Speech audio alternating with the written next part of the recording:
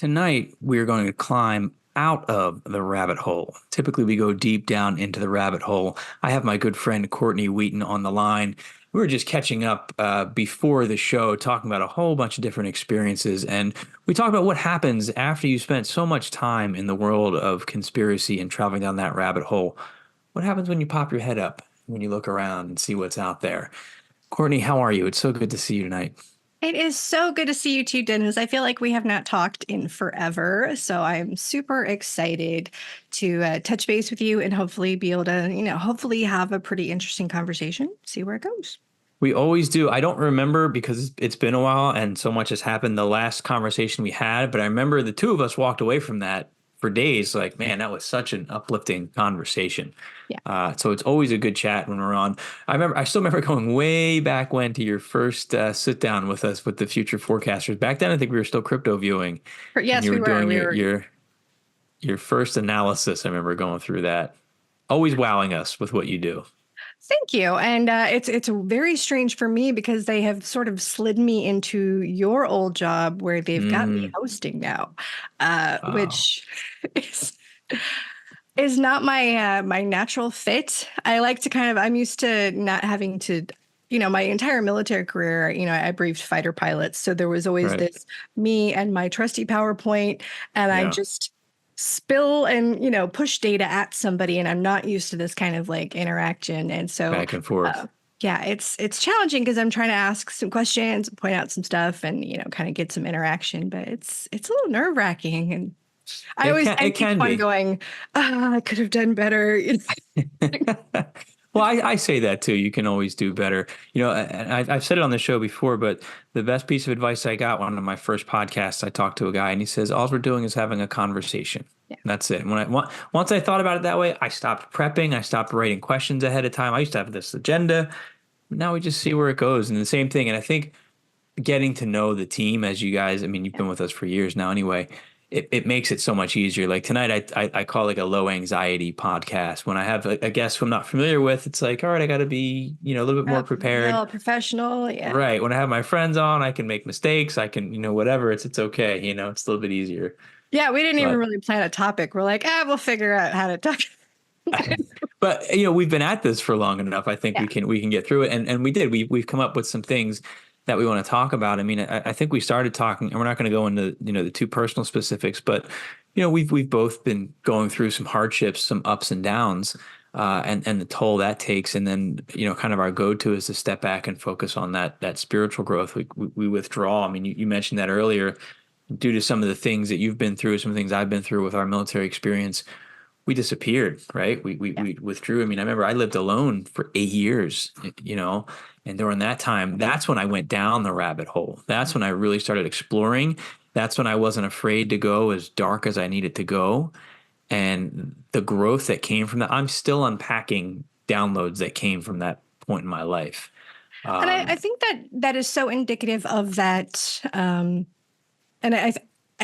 I find it not unironic that both of us ended up being healers at the end of this experience because, we both spent time in challenging military environments where we were having to face, unpleasant experiences, whether either watching it or participating in it or having to track it, and having to be part of such a militaristic and hostile environment. And then I do think we both took that hermit time. I spent years alone and determined to, part of it too was really kind of learning to crawl out of victimhood consciousness. Because for so long it was like, well, what did the military do? When I first got my diagnosis of MS, it was like, what did they do to me? What did they inject me with? And I spent, a couple of years trying to figure out what they did. And then once my more difficult, emotional things started percolating because of my experience in Afghanistan, then I was like, they did this. They put me here. There was still a lot of blaming. And then having to learn how to kind of crawl my way out of that, where it's coming at this from a place of sovereignty and learning, okay, like it's okay. This experience happened to me. What am I going to do with it now? And now it's more about a focus on healing. But I think healers Right. do kind of have that dark journey because you have to Yeah. kind of clear out all that stuff, you know? Yeah. And I think it helps us to better empathize to Yeah. when you go through that darkness to understand what it's like to stand in that place. So when someone else is in that place, number one, we don't have to take it on. We Right. know how to navigate it and release it because we've been there and we understand that process and we can recognize it. I think it really does set us up. I mean, you hear a lot of people on that spiritual journey, the shaman's journey, or, just that spiritual quest. You spend that time alone in the wilderness and you're learning really about yourself. You're going within for so much time. Yeah, and like we said, Yeah. it was a long time before I started venturing back out, and then it was gradual Hmm. as I was coming out of there. Yeah, Yeah, and I quite think the it's really experience. important to be able to take that time. And I think modern life doesn't always afford everybody that experience. They've got all this other stuff. Luckily, I Yeah, was in a position where I was still working full time, but I was able to. And I didn't know it at the time. At the time, it seemed hmm. like, oh God, I'm just miserable and what's going on. And, You you don't know, realize when we're talking about trauma, you don't realize yeah, what it is until later. Then one day something clicks and you're like, whoa, and everything starts to unravel. And I think it's tied deeply into spirituality. And I think a lot of spiritual growth can come from trauma as you work through it, whatever direction you take that spirituality. But I think there can be some value that you can gain from those really hard experiences. yeah, and I think it's kind of strange because it is something that at one point I think you do have to kind of lean into in a way Hmm. that seems unfamiliar. Because I think especially if you're navigating difficult waters, Yeah, we have this natural inclination to, well, I don't want to feel this. This isn't good. What do you mean I have to face yeah, the shadow? And all of this stuff keeps coming up, and you're like, um, but that is I think the most rewarding thing is when you can get through that process and you realize even if for years you felt like you were just sort of stuck in molasses, that right. spiritually you're probably making a lot of good progress. It just Yeah. doesn't feel like it at the time. It doesn't. But then you get that moment where you get your head above the clouds and you're like, oh my gosh, I can see clearly this is what I'm working towards to maintain all the time. And that motivates you to keep, at least for me, that's motivated me to keep going when it gets dark again. Because it does. It goes up and it goes down and it comes back up again. Mhm. Yeah. Yeah, It's and been and learning to ride that ebb and flow and realize there's times where things are going to open, you're going to have like a spiritual epiphany, and then mhm, but you also can't live in that heightened state of spiritual bliss all the time. Like, right, right. we live in a real material world, and we have to, Right. you know, Well, even the remote viewers, what Dick will even say, like it's an ebb and flow. Sometimes you're on and you're great, and then it fades out, and then someone else in the team is like getting really really hot, and then they fade out.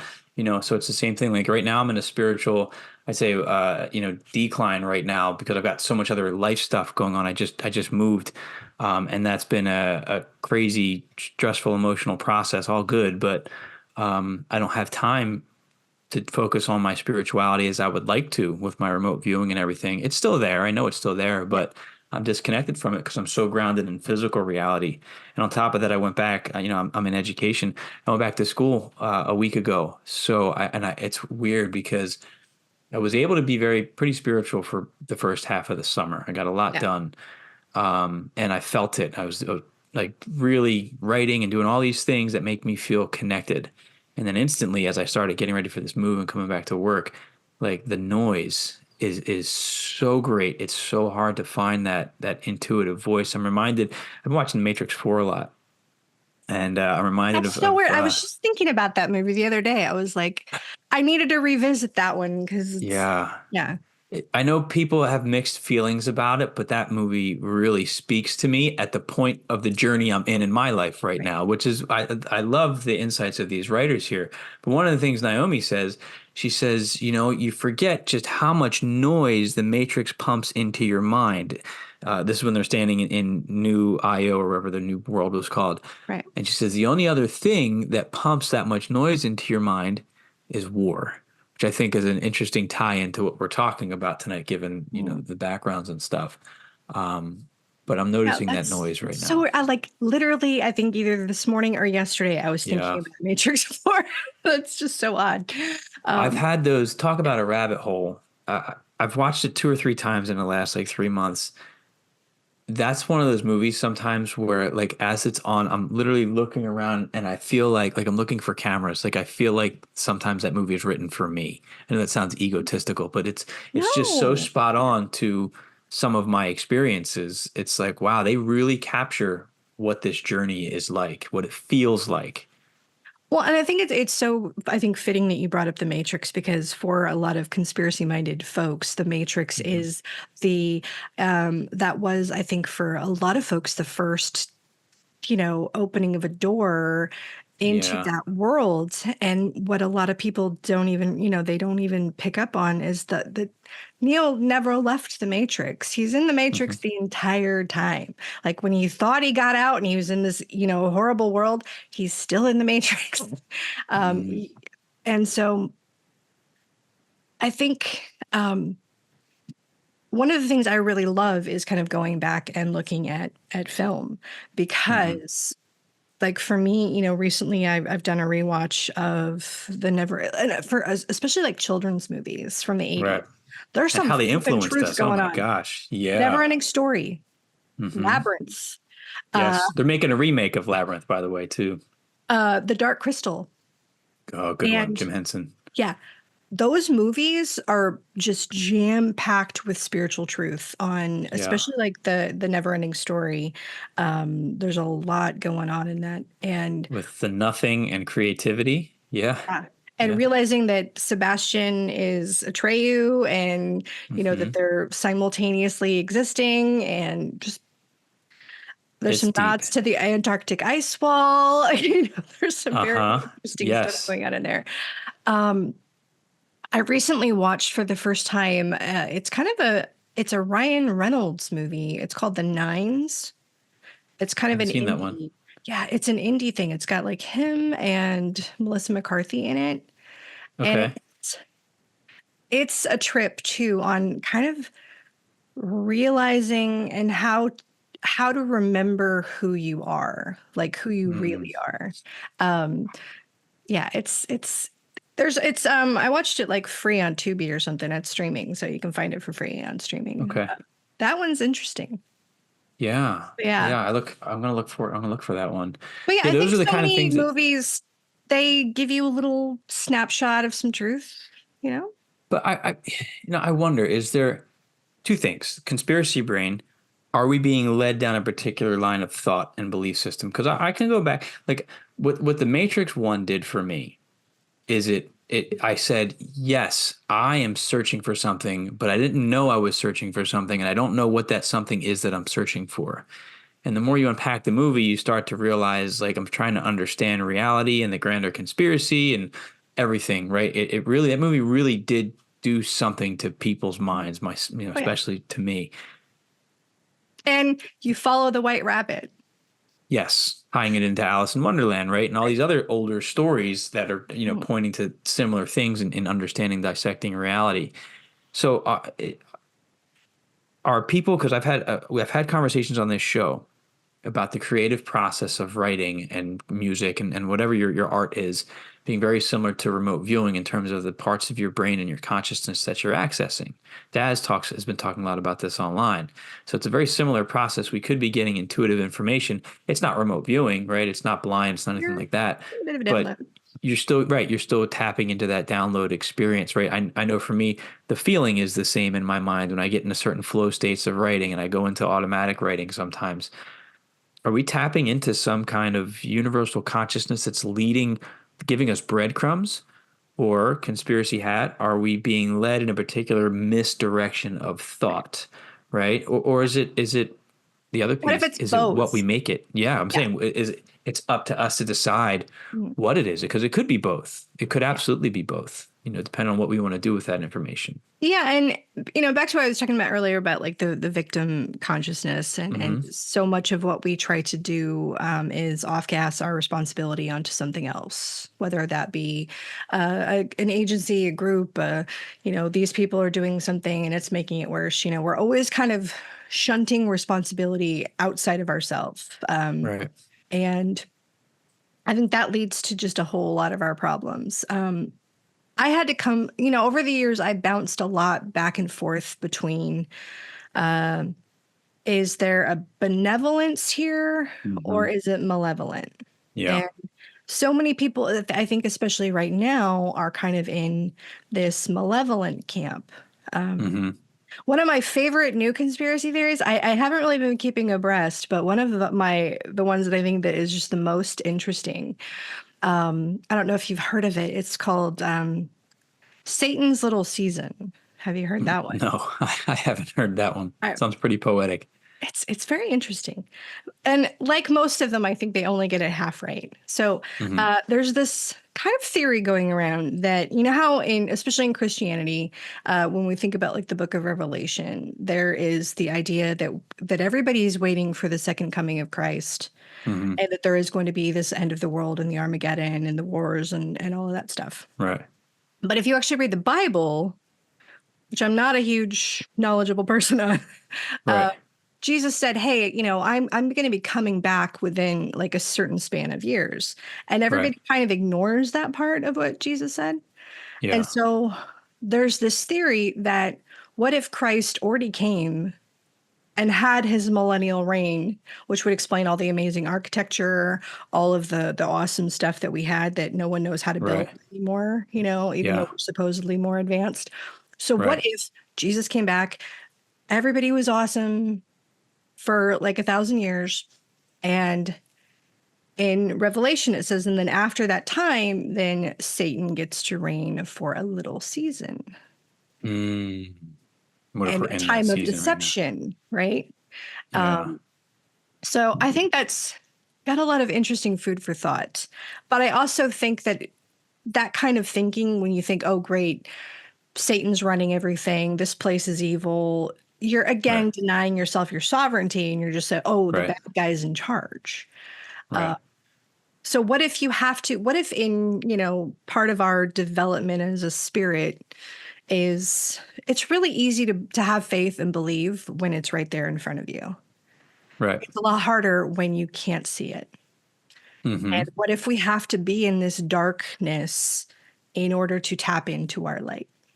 And I think that's what Well, you and I yeah. did. We Hmm. lived through darkness and it opened up our light. We made a choice too that we didn't want to stay in that dark. And I still go. I don't want to say I'm completely out of it and every day is great and Yeah. roses and rainbows all the time. It's not. Well, I But think I you can have to see the have light. both. We're You do. we're You can't we're appreciate one both. without the other. Right. You Right. can't just cut off the one. People who only No. want to be all good, or people are, oh, I just want to be all evil or whatever. It's like, no, you're a mix. You know. I did. I've talked about this on my own show quite a bit of the last couple podcasts I did. I did a remote viewing session for I think Henny was our tasker, and we were looking at planet Kepler 452b.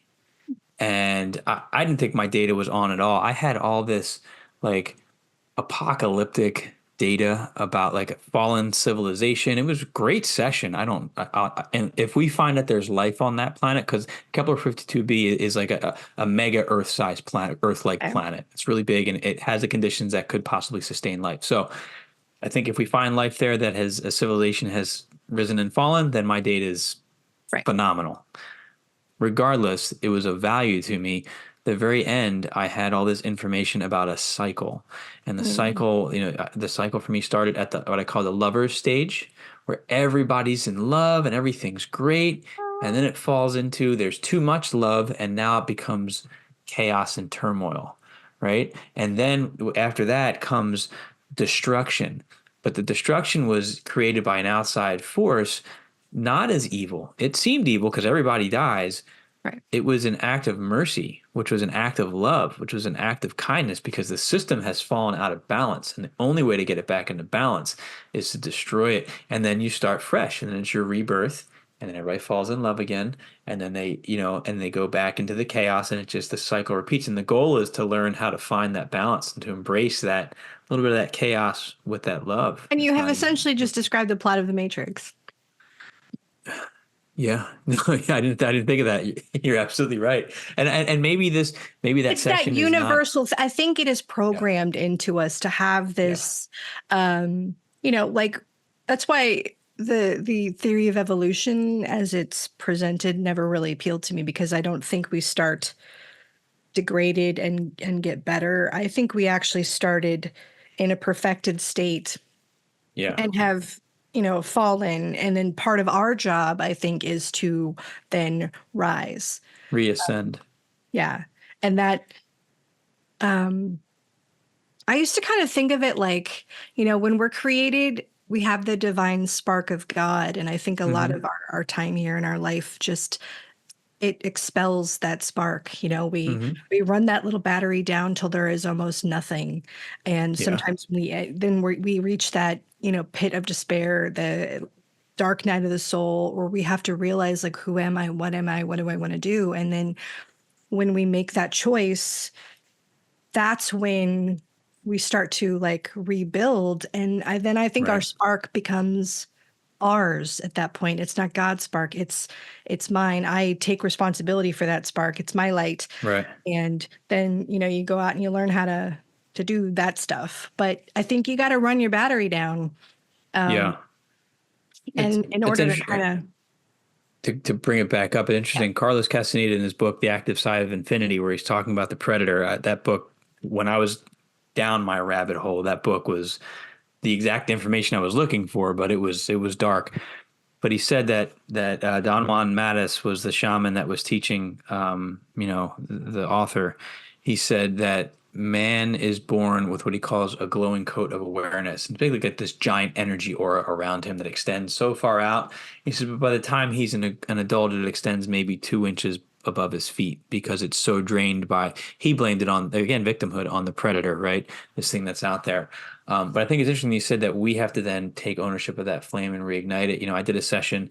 I think it was we were looking at the hitchhiker effect, and basically the point of it was receiving a download, and Mhm. it's like that part is free. You don't pay for that information until afterwards, and your payment is the processing of it, the assimilation of it, the ownership of it, and then the dissemination of that code, of that spark, of that light. Right? That's when you start to earn it and make it your own. But it takes time and It it takes does. darkness to go through that and understand, because our processing speed, I don't think, is up to snuff with the flow of information that comes to us sometimes.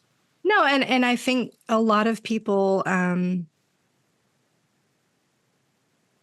one of the I think one of the more difficult lessons I've had to learn, especially in the COVID era, Hmm. was that you can't wake anybody else up, Yeah. and that you could have this amazing negative truth, but that you try to tell it to somebody else, and they're simply not at a point in their development as a spirit, as a soul, Hmm. as a being, where they're able to process that. And I do Right. believe they're divinely protected. Like I've watched Yeah. people like they just sort of check out while you're talking, and then they come back when you're done. I'm like, who pulled the plug on your signal there? Because Right. something just happened. Yes. And I think there's a time and a place for everybody to have revelation. Hmm. Everybody has to go through their own apocalypse. Right. Um, it's just going to be different for everybody, and a And right. lot And of everybody people are takes it to a not different. capable of processing that at this juncture. They just Correct. can't do it. Right. And they only, some people only take it so far because their journey is different than our, like, we are seeking out spirituality and spiritual growth and spiritual development. Some people, that gets in the way of whatever their purpose is in Right. life. If they're down that spiritual rabbit hole, they're not able to do the things that they need to do on whatever their Right. path is. So yeah, I think it's cruel to try to force that upon. I mean, and when I first started, because this information is like, oh my gosh, like, you feel like the world's ending. You feel like we need to unite. We need to fight the power. We need to take back control, and that just sucks you in. And you got to bring everybody with you. But Yeah. if somebody's not ready to receive that information, Agent Smith shows up, right? And then they get mad and they fight back and they push back on you. It's not And we worth want it. to assume that Agent Smith in that situation is nefarious, but what if that gatekeeping element is is benevolent or benign. It's just Right. part of the process. And we Just a don't, defense. yeah, we have no idea what kind of beings most of us are. There could be a mix, there could be a variety of Right. different kinds of critters here that we're just not even in. Everybody's here. I've always kind of think this is sort of a choose your own adventure place, and not Yeah. everybody's on the spiritual path. Some of them are on the I'm going to make lots of money and I want a Lamborghini path, and that's where Right. they are. Which ties into, it's interesting. Like I'm thinking of my recent conversation with Edward and the Mars data, which then tied into his sessions on the rapture that he looked at. And now I'm thinking of which tied into law of one stuff. And listen to that, law of one, they're saying, well, you're going to ascend because you're choosing to serve the greater good, or you're going to, I forget how they worded it in the raw material, or you're going to choose the alternative, which is self-serving, and you're not going to reach the higher frequency and move on with, some of that gets kind of new agey for me, but the principle is the same that we're talking about here. I think it all boils down to those concepts. Yeah, and I because I do believe in reincarnation. There might be lifetimes where you're here to not do spiritual stuff. Maybe you're here to be Yeah. completely practical, and maybe you're here to wage war or to learn. Yeah. Because I think this is the cosmic kind of playground of how to Mm-hmm. learn, and um, because I do believe we are greater beings, but we're greater beings with who lack maturity. And I think Yeah. you can't give like a whole lot of power to immature people. It's like, let's give a tank to a 7-year-old. Yeah. It's just not going to Right. work. You have to earn that power, that responsibility. And one of the ways you do that is through mistakes, right? Through learning through those mistakes. I mean, I remember just being a cop. People would tell me all the time, you must think I'm a bad person, officer. And my response was always the same. You're not a bad person. You did a bad thing. That doesn't taint you for your whole life. Everybody makes mistakes. Even we make some really, really bad mistakes sometimes. But people are at different points in lives, different paths, and there's some people who make a horrible mistake and they go on to do amazing things because of that horrible mistake that they made. They're learning behind it. It's all, and I think how you process it. Yeah, and unfortunately, some people choose the double down method. They're like because Yeah. they're not able to look at their reflection. Right. And face I think one of the more difficult things that I've ever done is really looking at my experience in the military, Hmm. not with rose-colored glasses, and really facing up to what I believe, where I felt culpable for things that I now don't agree with, Right. and processing that and going, nope, the me that's now wouldn't have done that, wouldn't have participated in that, would have taken a Right. completely different road. Um, but yet having to honor the person who I was, who at the time didn't know any better. Didn't know any better. Didn't have the skill set or the knowledge or the self Right. awareness to make those choices. And that's tough. I'm going through similar things right now with that self reflection piece where you're really starting to you want to take that ownership, but sometimes you don't even realize that there's things you need to take ownership for until you start opening yourself up to it. And then you start recognizing, oh, like that wasn't their fault. That was me bringing that on myself and blaming them for this problem, in certain situations. And that's where, I kind of I hit the wall of conspiracy to kind of bring it back to that subject because, Hmm. over the years of dipping in and out of pretty much every rabbit hole I could find, trying to Right. find truth, trying to find the answer, trying to find, okay, who's responsible? Who do I blame? Is it this group? Is it that group? Is it a Rothschild? Is it Right. whatever? Do they have small hats? Reptilian. What are they doing? You're like, why are they doing that? Right. There's this Right. constant churning of looking for the bad guy. Who's to blame? Yeah. What are they hiding? Like, why are they lying? And then I finally realized it's like, okay, after years of looking at this, I came to the conclusion that we obviously live in some sort of interactive reality, that Hmm. whatever I want to see, this place is going to show me. If I think Yeah. there's aliens, there will be tons of aliens. If I think it's all Yeah. Luciferian pedophiles, hello, it's all Luciferian pedophile. Like whatever you think seems to be what you get. And I had to realize it's for me, it just seemed like an exercise in distraction Hmm. because I was spending all this time trying to figure something out, but I wasn't figuring out how to live a better life or how to Right. be more confident and capable in my own existence and be happier. All of Right. that stuff didn't actually make me happy. Knowing who's behind the Federal Reserve isn't going to make you happy.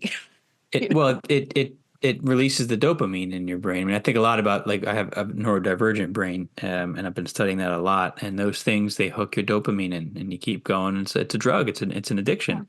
I got a lot of growth from it. I mean, I remember the first time I listened to David Icke, I listened to like it was hours. I mean, because he had so many talks out there back Yeah. when he first got big. I mean, I just got sucked in, and I love him for it. I really do. I mean, I grew a lot from it. I learned a lot from it. I no longer need to look at all of that stuff. I know I that doesn't help me in my Yeah. current.